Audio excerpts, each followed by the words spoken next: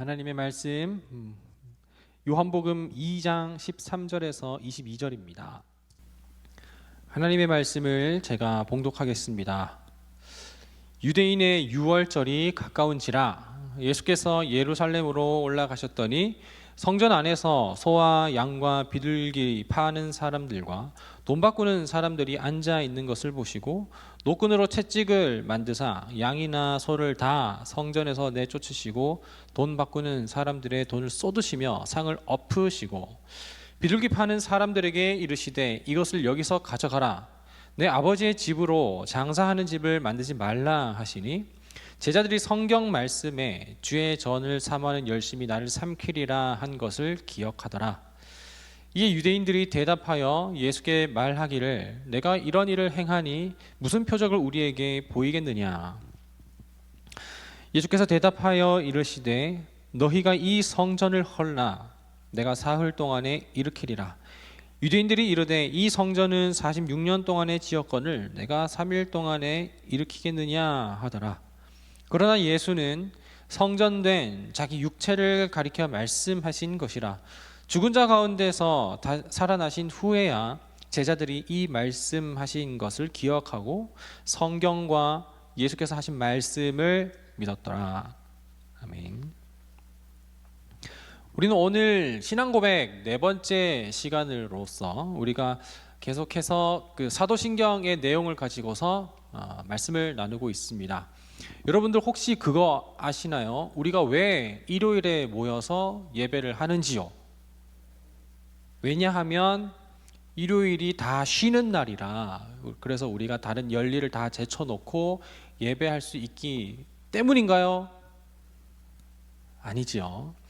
일요일이 쉬는 날이라서 그래서 우리가 이 날에 정하여서 예배하는 것이 아니라 예수께서 이 부활의 아침, 주일 아침에 다시 사셨기 때문에 금요일 지난 3일 후에 다시 사신 그 날을 기념하고 기억하며 그 신앙의 고백을 가지고서 예배하는 것이 바로 일요일입니다.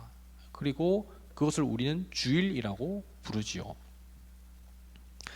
그렇기 때문에 우리가 이 자리에 모인 것은 내가 오늘 쉬는 날이라서 예배하는 것이 아니라 부활하신 주님을 믿는 믿음으로 오늘 이 자리에 모였다라는 것을 기억하시기 바랍니다. 부활에 대하여서는 우리가 모태신앙인 분들도 있겠고 또 이제 살다 가다가 도중에 신앙생활을 시작하신 분들도 있겠는데 이 부활에 대하여서 많이 들어보긴 했겠지만 이 부활에 대하여서 그것이 정말 느낌적인 느낌이 아니라 진정으로 다가오고 있는지를 한번 생각해 보자 이 말입니다. 오늘 제가 이제 강조하다시피 오늘 내용은 부활에 관한 것인데요. 이 부활이라는 이 이야기는 너무나도 그냥 신비 같고 그리고 신기한 것 같고 그리고 그 내용이 설화 내지는 그냥 신화 같은 그런 내용 같다라는 말입니다. 그런 것이 이제 부활인 거죠. 그래서 너무나도 많은 그리스도인들이 부활에 대하여서 생각할 때 그것을 어떻게든지 어거지로 믿으려고 해서 그래서 그 부활을 어떤 영적인 의미로만 해석해서 믿는다든지 아니면 내가 받아들이고 납득되는 그 선까지만 내가 받아들여서 나는 부활을 믿어요 라고 그렇게 말하는 경우가 더러 있겠지만 성경에서 말하고 있는 이 부활은 그야말로 가장 핵심적인 내용이고 우리는 이 부활 신앙이라는 것을 근거로 하여서 우리의 신앙생활이 이어져 가고 있다는 것입니다. 이 부활은 너무나도 역사적인 것이고 사실에 기반한 것이고 단순히 어떤 의미와 해석적인 의미로서 나타나는 그런 내용이 현상이 아니라는 것을 우리가 기억할 필요가 있다는 것이죠. 그런데 믿고 싶은데 믿어지지 않으니 그냥 내가 믿는 선에서만 그렇게 믿는 것이 또한 부활이기도 해서 그로 인하여서 우리의 어떤 신앙이 때로는 왜곡되고 그리고 우리가 좀 정체되거나 도태되는 경우도 있다라는 것입니다. 아니면 아예 부활이라는 거, 그래 뭐 기독교가 강조하는 그냥 어떤 사상 중에 하나이겠지, 그러나 나는 교회에서 주는 어떤 음악적인 느낌이나 아니면 교회에서 지내는 사람들의 어떤 포근함이나 아니면 그냥 사랑이 많은 하나님이라는 게 너무나도 좋아서, 그래서 그냥 부활이라는 그 내용 빼놓고 그냥 그 기독교 자체가, 교회 문화 자체가 좋아서 나는 그냥 그렇게 그냥 믿고 있을래 라고 하는 것이 우리에게 더러 있지 않냐라는 겁니다. 하지만 복음의 핵심은 바로 십자가와 그리스도의 부활에 있습니다. 이 복음에서 부활에 대한 내용의 이해라든지 그것에 대한 믿음 없이 복음을 우리가 생각하거나 이해하는 것은 너무나도 껍데기뿐이라는 것입니다. 예수님께서는 지지난주에 얘기를 나눴다시피 혼자 쓸쓸하게 고독사하지 않으셨습니다. 어디 변방에 혼자 어디 굶어 죽으신 것도 아닙니다. 어쩌다가 큰 사고를 당하여서 죽으신 것도 아닙니다. 아파서 죽으신 것도 아닙니다. 예수님께서 죽으신 것은 그 당시에서 가장 유명한 제국 중에서 그 제국, 로마 제국 가운데에서 그 로마 제국 가운데 가장 중형이라고 할 수 있는 그 십자가형을 통하여서 모든 사람들이 전부 다, 가장 그때 지도자들 뿐만 아니라 가장 낮은 사람들까지도, 소외 계층까지도 다 보는 데 앞에서 공식적으로 죽으신 것입니다. 그것은 십자가의 죽음이었죠. 예수님께서는 그 죽음을 피할 수 없어서 죽으신 것이기도 하지만 그 죽음을 담당하기 위하여서 오신 것이기도 하고, 예수님의 오심은 그 죽음 때문에 죽기 위하여 이 땅 가운데 사신 것이기도 합니다. 그래서 예수님께서 그 죽음을 누구에게도 비밀로 하지 않고 많은 사람들에게 보이신 것은, 그것을 많은 사람들에게 그 죽음이 실제라고 공식화하기 위하여서 그렇게 하신 거였죠. 그래서 이 죽음이 있어야만이 반드시 부활로 이어지는데, 예수님께서 만약에 죽지 않으시면 부활에 대한 이야기를 할 수가 없기 때문에 예수님께서는 모든 사람들 앞에서 죽으셨단 말입니다. 간혹 이 죽음에 대하여서 그리고 부활에 대하여서 이야기할 때 그 부활은 그냥 예수님이 기절한 게 아니냐, 기절설도 있습니다. 그래서 예수님께서 그냥 그 십자가에서 실제로 기절을 한 경우가 있지만, 예수님께서 창에 찔린 그때에 물과 피가 따로 나뉘어서 됐다는 것은 이미 피가 응고가 되어서, 그래서 죽음 이후에 모든 혈이 다 이제 막혔기 때문에, 그래서 그렇게 죽음이 대표되는 그 어떤 상징이 바로 물과 피가 이제 따로 빼서 나온 것이고, 그 외에도 여러 가지 예수님의 죽으심에 대하여서는 성경의 곳곳에서 이야기를 나오고 있습니다. 저는 지금 예수님의 죽음에 대해서 대변하려고 하는 것이 아니라 그 예수님의 죽음 가운데 그 기절한 것이 아니냐라고 생각하는 사람들도 있었다라는 것입니다. 혹은 예수님을 향한 어떤 열광주의자들이 예수님에 대하여서 그렇게 좀 환상을 가지고서 예수님은 죽었다가 실제로 살아나셨다라고 그런 환상을 갖고 있는 것이 아니냐라고 그렇게 보는 사람들도 있지만, 그러나 예수님께서는 제자들뿐만 아니라 믿지 못하는 사람들까지 다 나타내셨고, 그 예수님의 부활이 실제로 나타나면 안 됐었기 때문에 그 시신을 누구보다도 가장 강력하게 막은 사람들이 유대 종교 지도자들이었고, 거기에서 막았었던 그 로마 병사들은 자기들이 거기에서 맡은 그 임무가 있기 때문에 그것을 임무를 다 하지 못하면 자기의 직책에 어떤 문책을 받기 때문에 분명히 그걸 다 막고 있었어야 했었던 것이죠. 그럼에도 불구하고 그 삼엄한 그 경비 가운데에서 시신이 훔쳐서 누가 달아난 것이 아니라, 혹은 환상 가운데 예수님이 그냥 나타난 것이 아니라 실제로 그 육체가 죽었고 다시 사셨다라는 것을 이야기를 하는 것입니다. 이것이 우리 신앙 가운데 본질이고 근간이 되어야 하는 것이죠. 그렇게 이 이야기들이 부활의 내용을 가지고서 많은 사람들이 이제 받아들이게 됐을 때, 그러면은 그것이 그냥 수천 년이 지난 이후에 이르기까지 그냥 그 사실이 왜곡된 것이 아니냐라고 하지만, 많은 사람들의 어떤 증언이 너무나도 일치하여서 그것이 어떤 내용의 왜곡이 있을 수가 없다라는 것을 많은 성경의 학자들은 이야기를 하고 있습니다. 그렇게 예수님께서는 모든 사람들이 보는 앞에 죽음을 담당하셨고 감당하셨죠. 그 가운데 예수님의 죽으심에 대하여서 팔짱을 끼고 시덥지 않게 여긴 사람들은 없었습니다. 전부 다 예수님이 죽길 원하는 사람들은 그 죽음이 너무나도 통쾌하게 느껴졌었고, 예수님이 죽지 않으면 좋겠다라고 느꼈었던 예수님의 추종자들 내지는 제자들은 예수님의 죽음이 그들 가운데 너무나도 혼돈과 그리고 패닉 가운데 나타나게 되었다는 것이죠. 그러니까 그야말로 많은 사람들 앞에서 예수님의 죽음은 실제적으로 나타났다라는 것입니다. 성경의 내용, 예수님의 어떤 순환에 대한 그 내용을 쭉 읽어보면 그 내용이 굉장히 좀 어둡고 그리고 침울하고 심오하다는 것을 우리는 성경, 복음서를 읽어보면서 느끼게 되는 것이죠.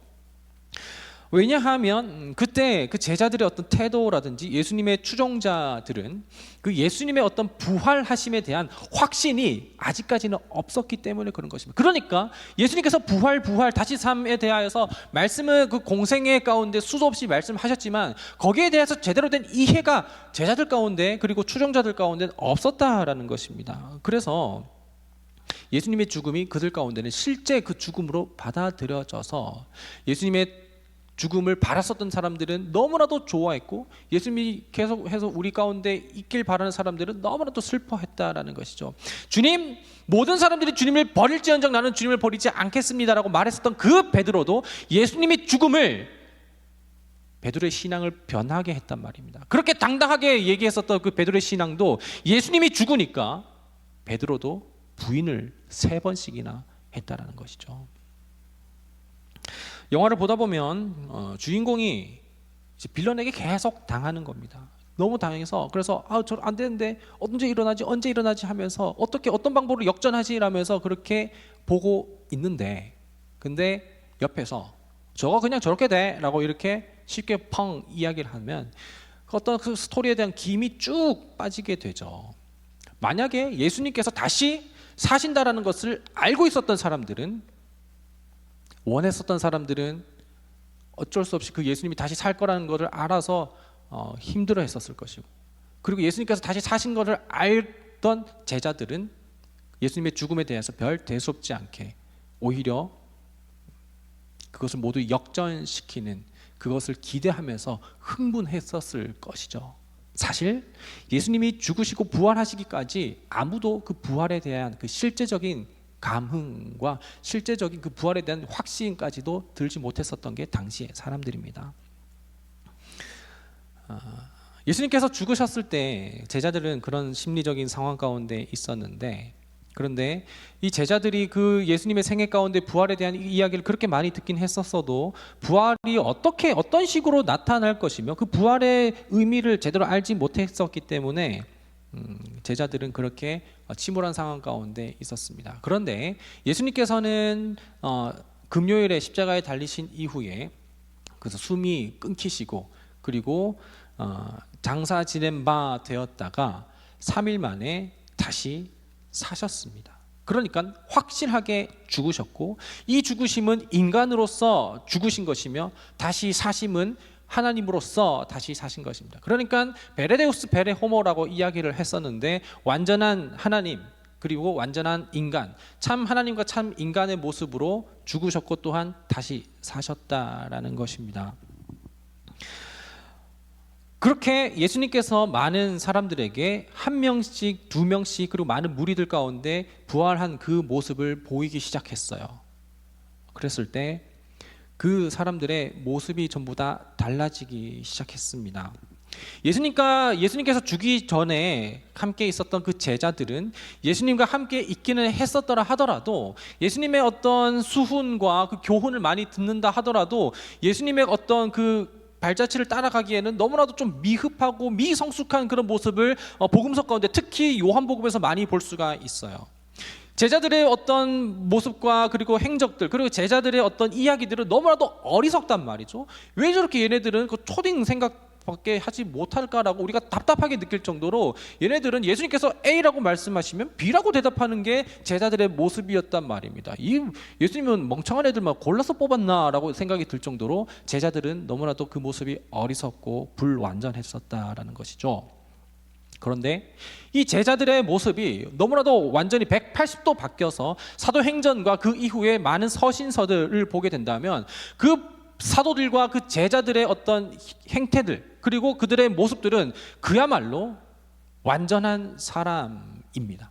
완전한 그리스도인이고 완전한 사도이고 정말 성숙한 그리스도인이라는 것을 우리가 느낄 수 있게 되는 것이죠. 이 사람들이 어떻게 바뀌게 된 것일까요? 예수님과 함께 있었을 때는 너무나도 모자란 사람이었는데 예수님과 함께 있지 않고 자기들만 있었을 때에는 독립심이 생겨서 이렇게 변한 것일까요? 그들의 모습을 보면 우리가 알고 있었던 그 베드로의 모습이 아닙니다. 이 제자들과 이 사도들이 예수님과 함께 있었던 그 어리석었던 모습과 180도로 바뀐 그 결정적인 사건은 바로 부활입니다.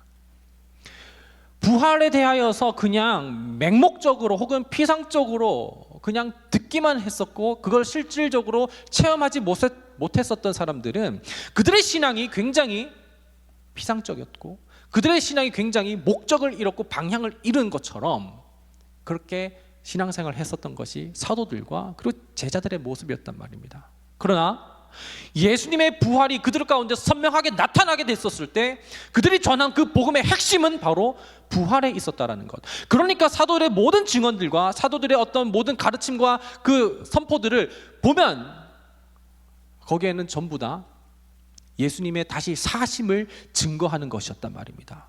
그들의 복음은 그들의 삶은 굉장히 복음적이었고 복음을 살아냈고 그들의 선포한 그 복음의 핵심 내용은 바로 예수님의 다시 사심에 대하여서 다른 것이 아닙니다. 예수님이 그 어떤 그 인품이 좋다라는 것이든지 아니면 예수님께서 다시 우리에게 통치를 하시고 다스리는 왕 되심이라든지 이런 것도 중요하지만 그들이 다시 한 번 더 제대로 된 믿음과 그리고 신앙과 확신을 갖게 된 그 결정적인 사건은 바로 부활의 체험이 있었기 때문에 가능했다라는 것이죠. 만약에 우리가 복음에 대하여서 이해를 할 때 그리고 신앙생활을 할 때 부활에 대해서 제대로 된 이해가 없다면 예수님을 함께 한다 하더라도 교회를 다닌다 하더라도 우리의 신앙생활은 마치 부활을 아직 경험하지 못했었던 제자들과 사도들의 모습처럼 우둔한 질문을 하고 잘못된 것을 쫓아가고 그리고 피상적인 행동적인 그냥 행위적인 종교생활밖에 하지 못하는 것이 우리의 신앙생활일 수 있다라는 것입니다. 부활은 무엇을 바꿀까요? 예수님의 다시 사심은 무엇을 바꿀까요? 우리의 신앙생활 한번 다시 잘 돌아보기 바랍니다. 사도들이 전한 그 복음을 우리가 본다면 그 복음의 핵심에는 바로 부활이 있었다고 이야기를 했는데 고린도전서 15장 14절과 17절 고린도전서 15장은 부활에 관하여서 바울이 쭉 쓴 내용인데 그중 가운데에서 14장과 17절만 한번 보도록 할 거예요. 한번 여러분들 찾을 수 있으면 찾아보시고 고린도전서 15장 14절과 17절입니다.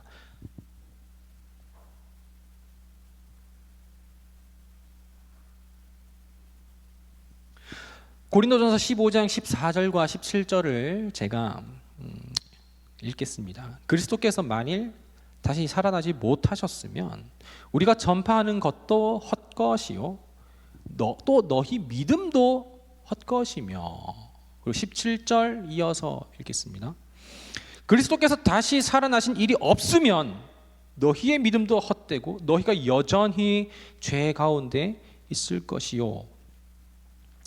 예, 베드로와 그리고 바울을 비롯한 많은 사도들과 그 제자들이 전한 그 복음은 제가 일일이 지금 그 구절을 하나하나 다 나열하면서 보여줄 것은 아니지만 우리가 성경 통독을 쭉 하게 된다면 그들이 전한 복음은 건강해질 것이다, 괜찮아질 것이다, 우울증에서 벗어날 것이다, 돈이 많아질 것이다, 팔로워가 많아질 것이다를 얘기한 것이 아니라 주께서 다시 사셨다입니다. 베드로와 바울을 비롯한 모든 사도들의 전파는 그 핵심에 부활이 있었습니다.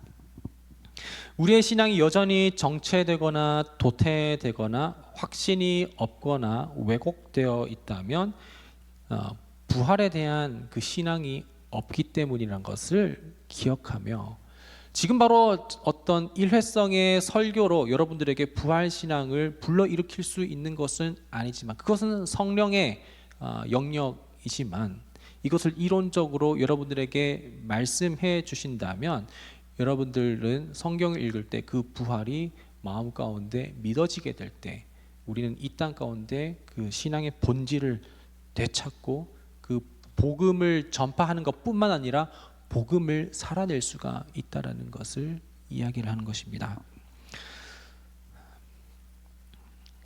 예수님의 부활하심, 이 사도들과 제자들이 그렇게 예수님과 함께 있었을 때는 그토록 멍청해 보이고 그리고 우둔해 보이고 그리고 잘못된 신앙생활을 하는 것처럼 보였지만, 그들이 확실하게 180도 달라진 것은, 그것은 예수님의 죽음, 그리고 그 죽음에 대한 그 의혹이 있었죠.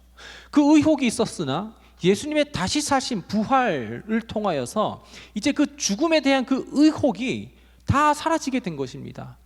예수님의 죽음과 그리고 죽음의 통치에 대한 그 의혹이 전부 다 사라졌기 때문에, 그렇기 때문에 그렇게 사도들은 공격적으로 그리고 흔들리지 않고 그 중심을 지키면서 복음을 살아내고 복음을 전할 수가 있었다라는 것입니다. 복음은 내가 괜찮은 사람이 되는 것을 말하는 것이 아닙니다. 복음은 내가 어제보다 오늘 더 건강해지고 똑똑해지고 돈이 더 많아지고 그리고 나를 쫓는 사람들이 많아지고 내 인생이 조금 더 잘 풀리고 그리고 내가 많은 사람들에게 영향력을 줄 수 있는 것을 가지고서 복음이라고 이야기를 하는 것이 아닙니다. 복음은 내가 잘 될 거라는 확신이 아니라 복음은 부활의 확신을 가지고서 살아가는 것. 예수께서 날 위해 죽으셨고 예수님께서 다시 사심은 날 위해 다시 사셨다라는 것을 내 마음 가운데 영적으로 믿어지게 될 때, 그때 우리는 비로소 복음에 대한 제대로 된 이해를 가지고서 본질적인 신앙생활을 할 수가 있게 된다는 것을 오늘 말씀 가운데 나누게 됩니다. 오늘 본문에서 예수님께서는 유월절 가운데 성전에 올라가, 예루살렘의 성전에 올라가서 그래서 그 성전 정화 사건이라고 할 수 있는 그 정화 사건을 하게 됩니다. 그때는 많은 장사꾼들이 있었죠. 장사꾼들이 거기에서 여러 가지 짐승을 팔고 또한 환전하는 일을 하게 됐었습니다. 여기에서 그 장사꾼들이 성전에서 장사를 하는 것은 단순히 우리가 여전도의 사업으로 김치를 판다든지 아니면 바자회를 연다라든지의 그런 느낌과는 완전 반대의 이야기를 하고 있는 것이죠. 단순히 그냥 교회에서 금전적인 거래를 하는 것과는 다른 것입니다. 왜냐하면 이들의 장사꾼들이 장사하는 것은 무엇이냐면 그 당시에 제사하는 곳, 성전은 제사하라고 하는 것이죠. 다른 것이 아닙니다. 성전의 제사의 목적으로 가는 것입니다. 근데 그 제사하는 그 가운데에 같이 갖고 와야 되는 것인데 그 바로 제물이죠. 그것은 제물인데 바로 흠 없는 염소 내지는 어린 양입니다. 비둘기와 같은 것이죠. 이것이 흠이 있느냐 없느냐를 판단하는 것은 제사장의 몫이었습니다. 제사장이 그것을 보고 패스 넘패스를 이렇게 가름하게 되는데, 그런데 먼 곳에서 그 짐승을 끌고 왔었다면 그 짐승이 흠이 없을 수가 없지요. 그래서 넘패스를 내면 그러면 이제 여기에 있는 흠 없는 짐승을 가지고서 제사를 드리게끔 했죠. 그러면 흠 없는 짐승을 살려면 돈을 줘야 되겠죠. 혹은 어떤 편리주의 가운데에 그냥 집에 마땅히 기르고 있는 것이 없다든지, 그래서 그냥 현장에서 구매해서 그래서 그걸 가지고서 제사하는 것. 어쨌든 이들은 제사를 목적으로 예루살렘 성전 가운데 오게 되는데, 그 제사의 그 목적을 하는 그 중간에 장사꾼들이 개입을 하게 된 것입니다. 그래서 그 장사꾼들이 이것을 하냐 마냐를 이걸 그들이 결정을 하고 그리고 구매하도록 유도했고, 그래서 예수님께서는 그들의 장사꾼들이 제사를 조금 더 돕는 봉사자들이 아니라 그야말로 자기들의 이익을 취하는 장사꾼들이었기 때문에 우리가 하는 바자회나 어떤 사업들과는 성격이 너무나도 다른 것이죠. 그것을 가지고서 예수님께서는 엎으시면서 이렇게 호통을 치셨습니다. 그랬을 때에 유대인들이 어떻게, 그렇다면 어떤 표적을 우리에게 보이려고 그러느냐라고 했었을 때, 너희가 이 성전을 헐라 내가 사흘 만에, 그러니까 3일 만에 다시 일으키리라 라고 했는데, 이것이 바로 20절부터 22절까지 나오는 이 이야기죠.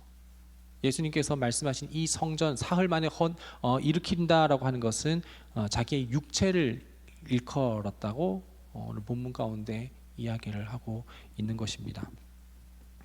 예수님께서 이렇게 자기 이 성전을 헐라, 이 성전 이제 그 기능은 다 끝났습니다. 이제 성전은 없습니다. 이곳은 성전이 아닙니다. 이곳은 건물로서의 교회입니다. 여기는 성전이 아니라 교회이기 때문에 여기는 지성소도 없고 언약궤도 없습니다. 그러면 성전은 어디에 있습니까? 그리스도를 우리 마음 가운데 모시고 있는 우리가 바로 성전이 되는 것이죠. 그리고 이 그리스도를 마음 가운데 모실 때만 성전이 되는 것이지, 그 부활하신 그 주님을 우리가 마음 가운데 모시지 않으면 우리는 또 성전으로 기능할 수가 없습니다. 성전은 이제 없습니다. 예수님의 죽으심으로 휘장이 하늘로부터 반으로 쪼갈라졌기 때문에 성전은 이제 그 제사를 드리는 그 성전은 전부 다 무의미해졌다라는 것입니다. 그래서 우리가 살아가는 그 삶 가운데 교회로서 살아갈 수가 있게 된다는 것을 신약 성경에서 말하고 있는 것이죠.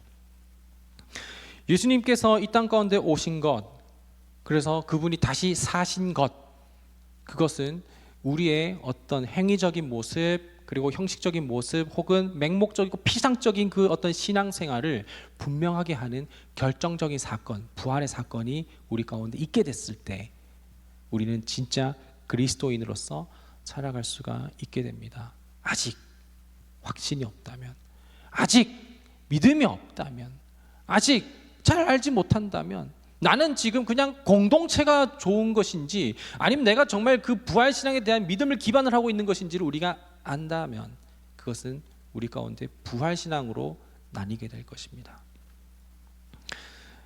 여전히 우리가 살아가고 있는 이 땅은 죄와 사망의 영향을 받고 있어서, 그래서 우리는 어떤 힘듦과 우울과 고통과 괴로움, 여러 가지 공황으로부터 우리가 영향을 받고 있기는 하지만 우리의 생명이 결코 거기에 빼앗기지는 않을 것은 주께서 우리를 위하여서 죽으시고 우리를 위하여서 다시 사셔서 이제 우리가 살아가는 그 모든 것이 교회가 될 수 있도록 하기 위함이라는 것입니다.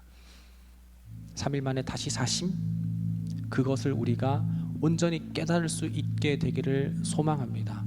그것은 어떤 설교자의 설교로서 우리가 그냥 알므로 되는 것이 아니라 그 모든 사람들 가운데 사실로 확정된 그 역사적인 사건이, 그것으로 성경 66권은 모두가 계시가 완료된 그 사건이 오늘 살아가는 우리 가운데 체험되고 믿어지게 될 때 우리의 삶 전체는 복음으로 바뀌게 될 것입니다.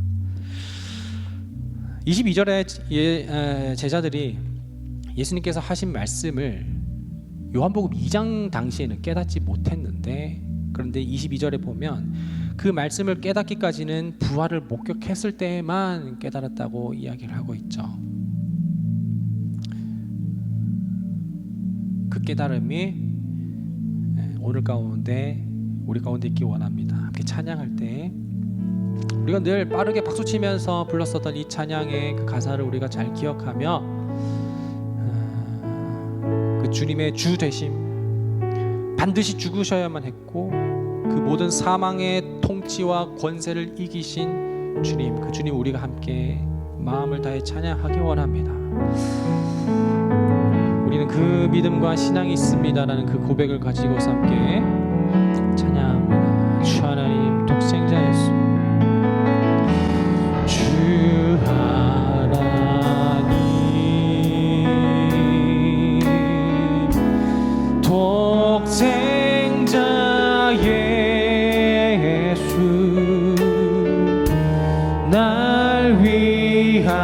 위하여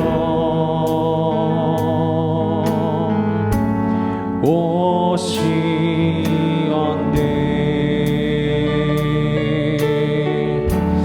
내 모든 죄 다 사시고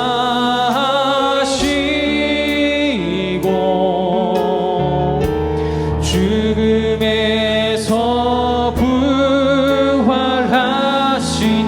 나의 구세주. 2절 주 안에서 거듭난 주 안에서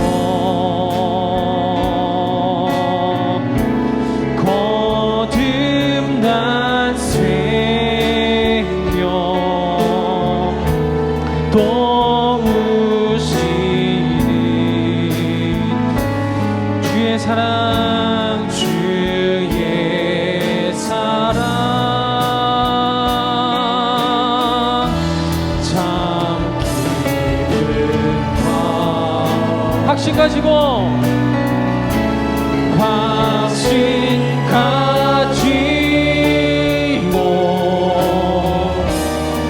예수님의 도우심을 믿으며 살리. 살아계신 주 우리 일어서서 찬양합니다. 주 나의 참된 소망 걱정 전혀 없네.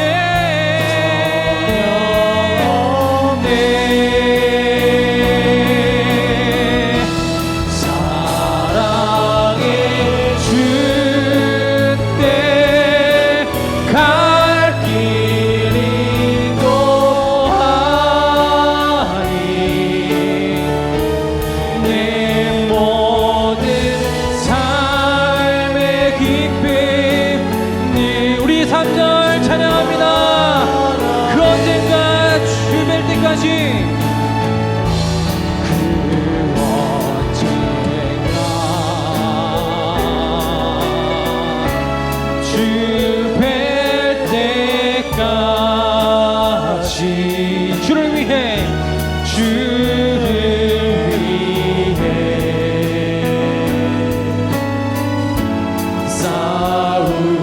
싸우리라. 승리의 길 멀고 험해도 주님께서 그 사도들이 그 제자들이 그 선포한 그 확신한 그 복음의 그 증거들 우리가 그 증거들이 우리 마음 가운데 동일하게 있기 원합니다. 살아계신 주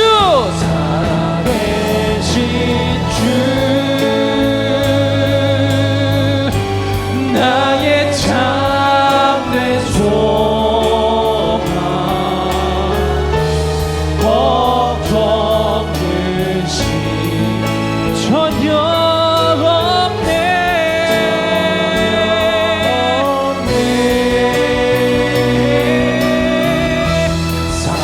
사랑의 주내 갈 길이 또하니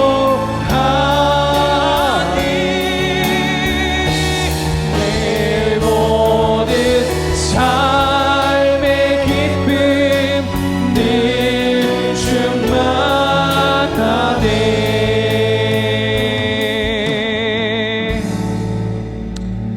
하나님,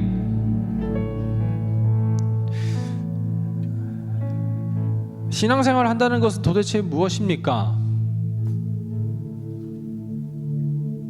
세상 사람들은 저렇게 떵떵거리면서 잘 살고 있는데 우리는 이렇게 율법과 그리고 종교적인 의식에 사로잡혀서 두려움 가운데 간신히 살아내고 있고, 그렇다면 우리는 정말 잘 살아낸다는 것은 무엇입니까?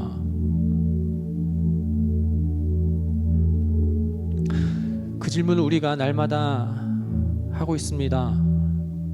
그러나 그 사도들이, 그 제자들이 예수님의 죽음을 목격하고 체험하기 전에는 그렇게 우리와 똑같은, 혹은 우리보다 더 어리석은 그런 모습을 보이다가도 완전하고 온전한 그 신앙의 모습을 갖춘 그때에는 바로 부활의 사건을 목격했었던 기점인 것을 보게 될 때, 하나님, 우리가 그리스도인이 된다라는 것, 기독교인이 된다라는 것, 복음을 전하는 것, 복음을 살아내는 것은 일요일 아침 사망 권세 이기시고 부활하신 그 주님을 믿는 믿음으로 비롯되는 것을 우리도 알기 원합니다.